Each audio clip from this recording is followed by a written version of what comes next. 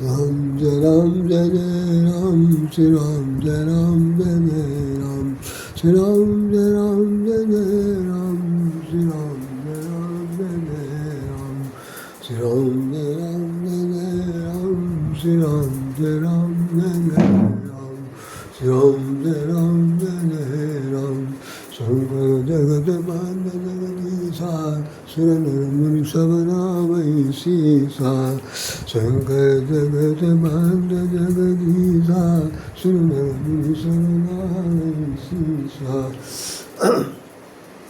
आज सावन का सोमवार है और पहला सोमवार 2026 का सावन और उसका पहला त्यौहार सोमवार के रूप में मनाया जा रहा। यहाँ देखिए एक हमारा लेख छपा हुआ है, ये देवादिदेव महादेव ये एक लेख है जो आपके सामने प्रस्तुत है। इसमें आप हमारा नाम कहीं देख सकते हैं, निश्चित रूप से देखना चाहें ये दिख रहा। तो ये नजदीक शायद आपको दिखाई पड़ गया हो, राधेश्याम राधे, निश्चित रूप से राधेश्याम राधे लिखा हुआ है। और ये मैं शिवरात्रि के ऊपर पर छपा था 7 मार्च 2005 में 2005 में छपा। इसमें लिखा हुआ सोमवार 7 मार्च 2005।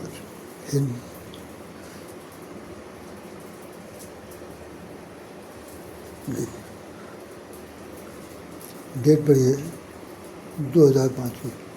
आइए हम लोग 2 मिनट चर्चा करते हैं। देवादिदेव भगवान शंकर।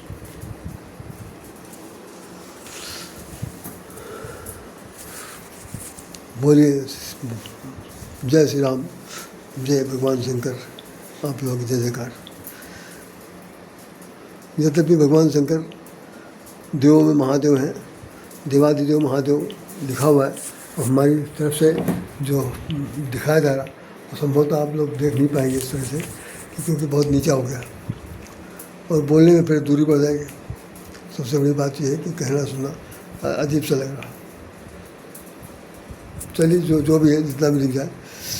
तो भगवान शंकर के सिलसिले में हम आज क्या आपको बताएं, सब लोग पूजा पाठ कर रहे हैं।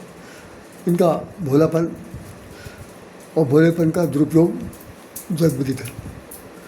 भोलेनाथ है और भोलेपन में जब कभी प्रसन्न हो जाते हैं, जो आदमी जिसको नहीं कुछ देना चाहिए उसको दे देते हैं और देने के बाद अपने आप को संकट डाल लेते हैं।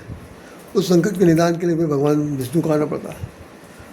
क्या सबसे बहुचर्चित बहुत प्रचलित युगों से एक कथा चली जा रही भस्मासुर की। भस्मासुर ने इनकी पूजा पाठ की, तपस्या किया, प्रसन्न हो गए। उसको उन्होंने वरदान दे दिया। उसने कहा कि मैं जिस पर हाथ रखूँ उसका हाथ जो है हाथ वो जल के भस्मसात हो जाए। भगवान शंकर ने कहा भाई ठीक है, जाओ जिस पर चाहो उस पर हाथ रखो, हमारी तरफ से हो मस्त। पता चला था उन्होंने, उसने कहा सबसे पहला प्रयोग आप पर होना चाहिए और आप पर होने के लिए, अपने ऊपर होने के लिए उन्होंने उसको जैसे ही कहा तो उसने सिर पर इनके हाथ रखने की कोशिश की तो भगवान शंकर भागे कि अब तो वरदान मेरा उल्टा हो गया। भगवान विष्णु से उन्होंने प्रार्थना की कि मेहरबानी से आप मुझे बताइए। भगवान विष्णु आए तो उसमें उस वरदान में खास बात ये थी कि जब सिर पर हाथ और कमर पर हाथ रखेंगे और नाचने की मुद्रा में होंगे तो ये जो श्राप है, ये जो वरदान है ना, ये श्राप बन जाएगा और जो आदमी किसी को भस्म साफ करना चाहता है वो स्वयं भस्म हो जाएगा। इस बात को भगवान शंकर ने उनको बता दिया था भगवान विष्णु को। भगवान विष्णु जब आए तो उसको उनका मोहनी रूप देख करके उसने कहा वाह वाह क्या बात है, जो नाच गाना भी होना चाहिए। भगवान विष्णु ने कहा नाच गाना तो बात की बात है, पहले तो हमारे साथ नाचो। नाचना जानते हो? तो उसने कहा भाई हम तो नहीं जानते। तो कहने मैं सिखाता हूँ। और भगवान विष्णु तो नाटककार है, अच्छे खासे, सबसे ज़्यादा नाट्य उनके द्वारा ही होता है। नट मरकट ये सुबह नहीं जाओ। और जैसे उन्होंने कहा कि मैं एक हाथ मेरा जैसे मैं रख रहा हूँ वैसे रखो, दूसरा हाथ अपना कमर पर रखो और मैं देखो मैं जैसे कमर मटका रहा हूँ ऐसे मटकाओ। भस्मासुर उनके सौंदर्य में इतना ज़्यादा पागल था क्या, और उसको कुछ भी समझ नहीं आया कि है कौन नहीं। भगवान शंकर के साथ में खड़े तो वही उन्होंने कहा दोनों आदमी एक दूसरे के साथी हूँ। ऐसा भी नहीं है कि भगवान शंकर को और भगवान विष्णु को जानता नहीं था, लेकिन यहाँ पर रूप बदला हुआ। रूप बदलने के कारण सारी व्यवस्था सब बिगड़ गई। और जैसे ही उसने अपना भगवान विष्णु के कहनानुसार हाथ अपने सिर पर कमर पर रखा, रखते ही वो भस्म हो गया। भस्म हो गया। भगवान शंकर अपना कुछ जान में जान आई, चैन हुआ, और उन्होंने भाई भगवान विष्णु के प्रार्थना से अपनी कृतज्ञता व्यक्त की। भगवान विष्णु ने कहा कि भाई आप भोलेनाथ हैं, भाई हम भी आपको धन्यवाद ज्ञापित करते हैं, लेकिन ज़्यादा भोलापन ठीक नहीं, ज़्यादा सीधा होना भी ठीक नहीं।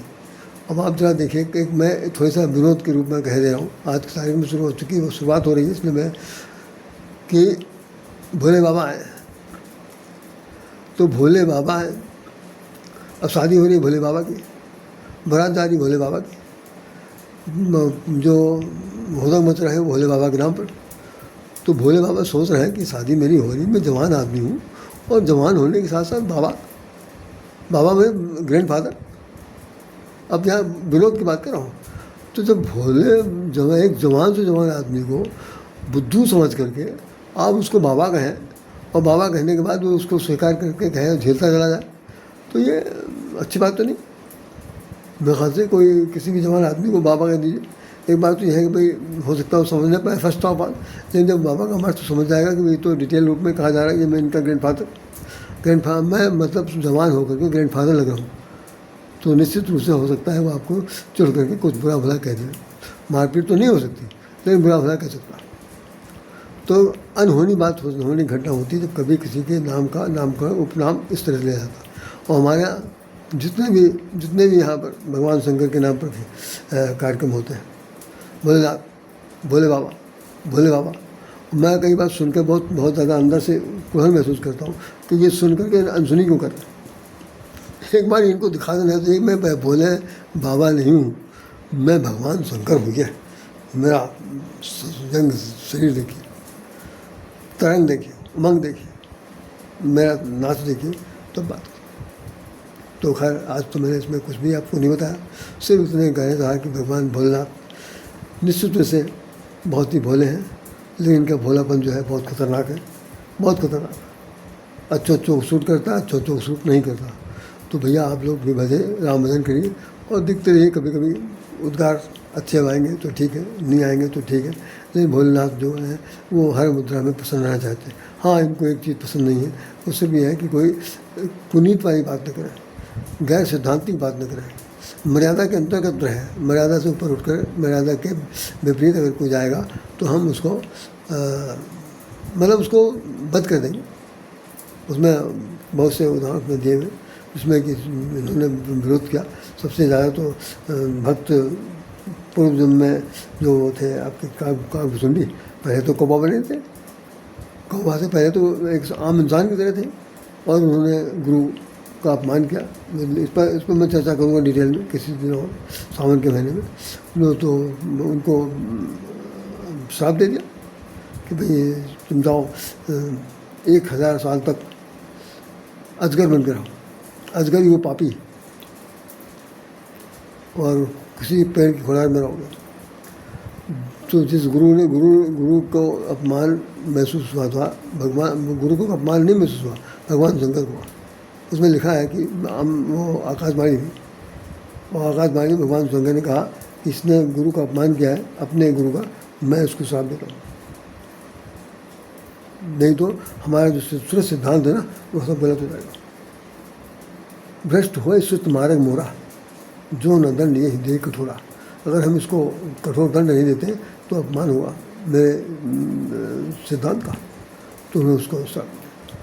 तो भाई एक तरफ तो ये कह रहे हैं कि मूर्ख है, इस पर हम डिटेल देंगे, आपको बताएंगे, और दूसरी तरफ ये है कि भाई उसको ये भी कह दिया कि जाओ तुम 1000 साल तक हमेशा तुम्हारा जन्म होगा, वो नहीं बदलते रहोगे, लेकिन तुमको हर जन्म की बात याद रहेगी। ये इसके साथ एक, जब उन्होंने कहा कि ये लड़का जो है अबोध है, जानता नहीं, कुछ ऐसा अबोध है, इसको आप क्षमा कर दीजिए।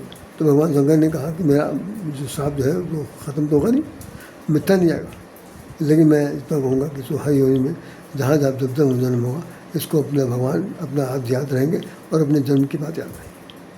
ये बड़ा कठिन काम, मैं ऐसा हुआ। तो तो भाई मैं इन शब्दों के साथ आपको नमस्कार करता हूँ। आज भोलेनाथ का ये कार्यक्रम शुरू हुआ है। अब अगले सोमवार को या इस बीच में कोई दिन कार्यक्रम हुआ तो निश्चित रूप से हम आपको बताएंगे। तब तक के लिए राम राम, जय श्री राम, जय श्री कृष्ण, जय श्री राधे, जय भोलेनाथ।